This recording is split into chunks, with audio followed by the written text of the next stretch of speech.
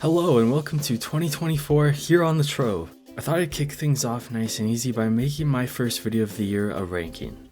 Now, we've done dogs, we've done cats, we've even done horses, but what we haven't covered yet in the realm of animals on this channel are birds. Disney birds, and there are way more than I realized. Let's get into it.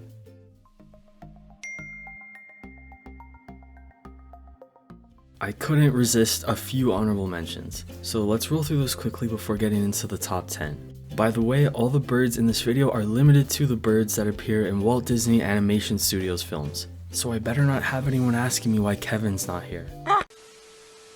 There are some birds I would have liked to put on the main list, but they barely feel like real characters, so I relegated them here.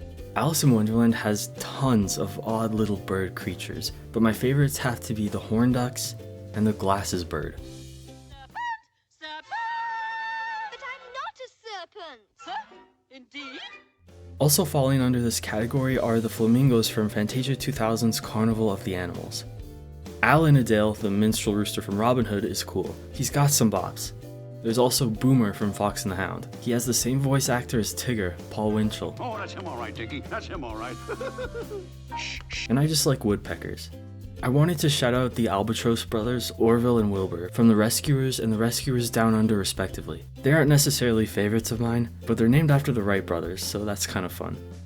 I like the evil queen from Snow White's Raven, and I also like Maleficent's Raven, who is apparently named Diablo. He was never called this in the movie, and I'm not sure if it's actually canon. I think it's just something the animators started calling him that kind of stuck, but it's a cool name, and it's fitting. It means devil in Spanish. Similarly, on Disney Wiki, they say that Shan Yu's falcon is named Hayabusa. My last honorable mentions are from Bambi. First of all, quails. I love quails and I love how Disney portrays quails. A+ work. Then there's a sore spot. The poor, paranoid pheasant. She did not deserve her tragic fate. I love you, Mrs. Pheasant. With those honorable mentions acknowledged, let's dive into the list proper. These are my top 10 Disney birds.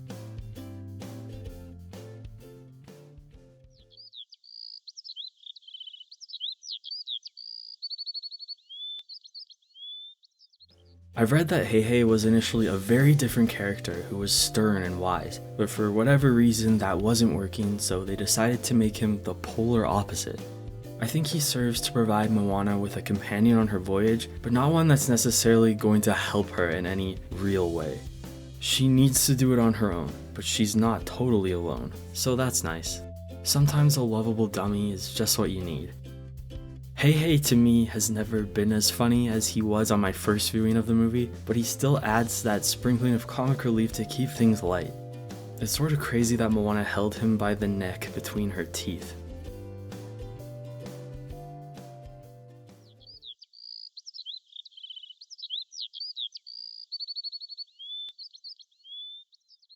This placement is brought to you by the late, great Estelle Harris. You wanna get nuts? Let's get nuts! Her voice work is reason enough for me to love a character, but I genuinely do like Audrey outside of just that aspect.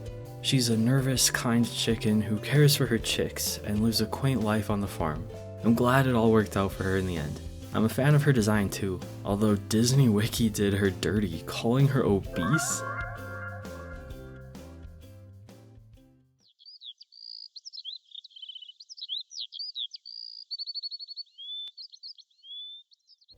Zazu is both the reason I know what a hornbill looks like and why I know the word major domo.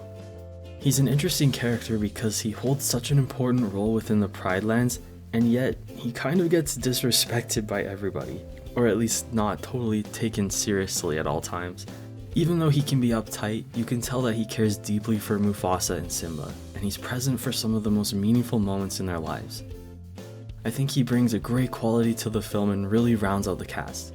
And in case you didn't know, he's voiced by Mr. Bean. It's a small world after all. No, anything but that.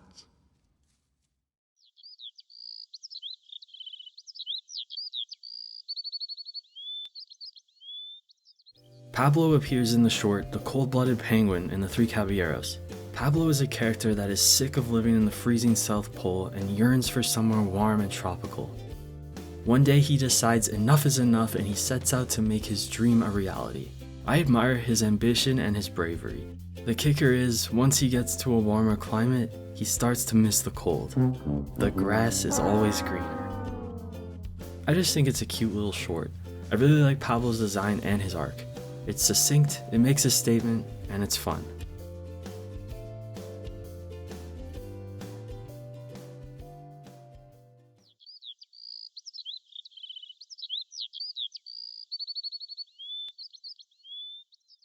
Lady Mother Cluck. She's the baddest one there is in Sherwood Forest, in all of Nottingham, maybe in all of Disney animation. I just can't think of many other Disney characters that are such a hoot. She's a kind soul, a loyal friend to Marion, a romantic, and obviously steals every scene she's in.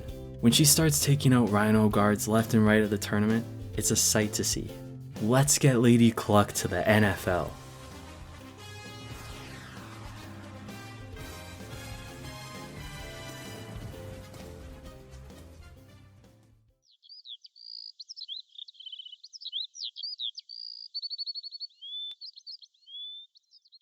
Completing the trio that is the Three Caballeros, and easily the best member, is the trigger-happy Mexican rooster Panchito Pistols. I don't have a lot of reasons for this placement, other than I just really like this guy.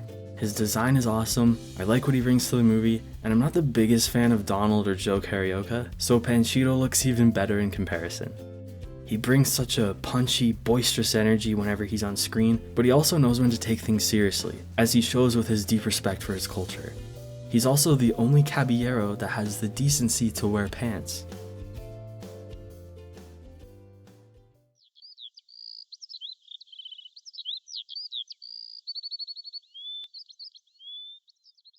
I'm strictly talking OG Owl from the 1977 film here, as he's a little unsavory for me in the 2011 Winnie the Pooh.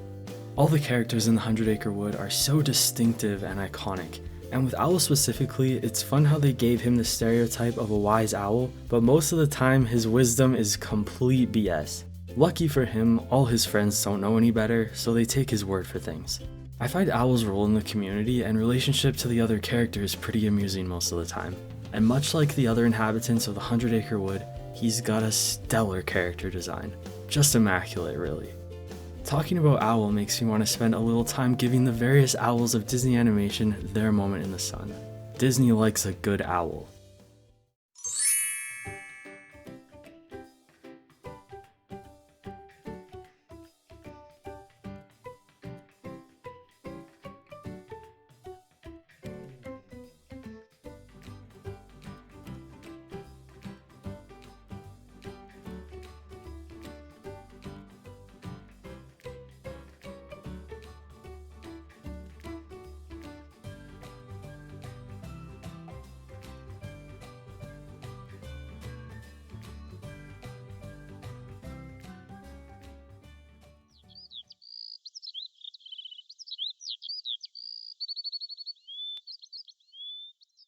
I like to reference character design a lot, and for me, Flitz is the best of any Disney bird. He's clearly a hummingbird, but is caricatured and exaggerated in all the right ways. His color scheme is divine, and his overall vibrant appearance helps to convey his bright and feisty personality. The animals in Pocahontas don't talk, but you always know what they're thinking and feeling. Flit is no exception. A lot of big emotion and expression comes out of this little thing. Flit loves Pocahontas and is loyal to her, and I enjoy his love-hate dynamic with Miko. Definitely a highlight character of Pocahontas in my opinion.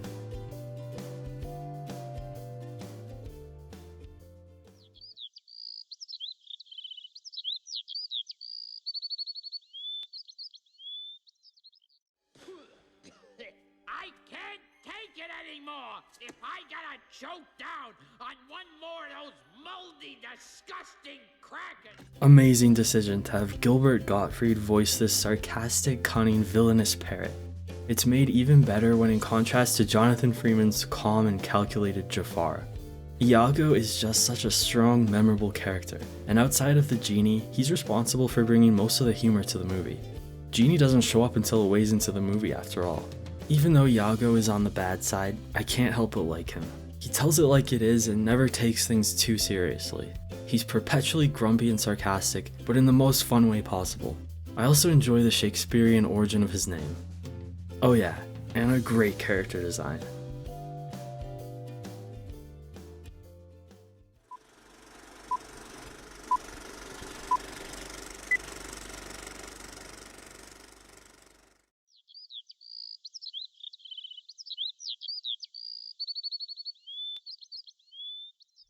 You can call it my Little Mermaid bias, but I genuinely feel that Scuttle is the best Disney bird. He's a little bit like Owl with the misinformation he dishes out to Ariel, but I don't believe it comes from a place of pretentiousness whatsoever. He's just an eccentric guy who wants to be of service and has a creative streak. We can forgive him for that. The movie wouldn't be the same without the delightful vocabulary Scuttle invents, such as dinglehopper and snarfblat. For the longest time, Scuttle was Ariel's only connection to the human world, and he continues to be there for her once she does get her own pair of legs. The way Ariel's friends, including Scuttle, look out for her warms my heart. Scuttle is also the reason that Ariel learns of Ursula's conniving treachery, so he's very vital to the story. Buddy Hackett's voice performance here is perfect. It toes the line between wacky and endearing just right without ever toppling over onto one side. And we have yet another fabulous character design. I think this is the most appealing a seagull has ever looked. And that's the list. Thank you so much for joining me on this ranking of my top 10 Disney birds. Just to be upfront, I know I haven't posted on this channel in months, and it's not because I haven't wanted to, but sometimes it's hard to find the time and energy. When I started this channel, I was unemployed and could put my all into it, and now I'm working full time. It's just different, and it's been an adjustment, but I definitely still intend to post. I've set myself the somewhat reasonable goal of posting at least one video per month, so that's generally what you can expect from me here. It could be more, but I'm not gonna make any promises. I'm looking forward to getting back into things and being more consistent here in 2024, and I'm excited to have anyone that would like to come along with me. I appreciate any and all support, as always. Anyways, that's my spiel addressing my absence from the channel here. If you liked this video, consider hitting like and subscribe, and head over to the Trove to check out more rankings, video essays, reviews, trivia videos, and more. And let me know who your favorite Disney bird is in the comments down below. Through this video, we've seen just how many Disney birds there are, but they've never been the main focus of a movie. I'd love to see Disney Animation tackle a feature film all about birds in the future. Thanks again for hanging out, and I'll see you next time.